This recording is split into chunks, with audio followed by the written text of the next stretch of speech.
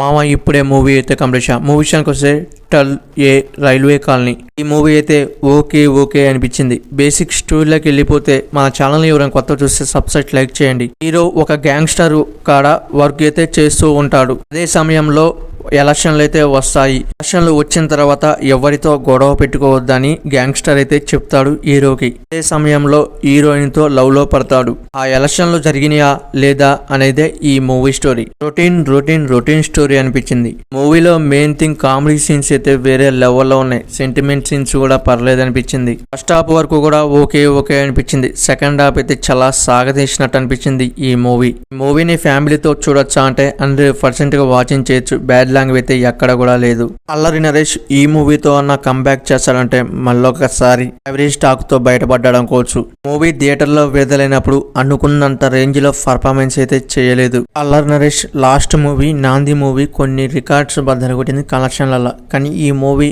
కలెక్షన్లలో చాలా వెనకబడదనుకోవచ్చు. Movie starting కాంచి last ending దాకా కూడా అక్కడక్కడ లాగ్ అనిపించిన కొంచెం పర్లేదనిపించింది. ఈ మూవీ ఈటీవీలో దొరికింది. పోయి అయితే ఒకసారి లుక్ వేయండి. అలాగే మన ఛానల్ వస్తే ఒక లైక్ సబ్స్క్రైబ్ చేయండి. ప్లీజ్ సపోర్ట్ మీ. మన ఛానల్లో మంచి మూవీస్ ఒకసారి చెక్ చేయండి. Please support.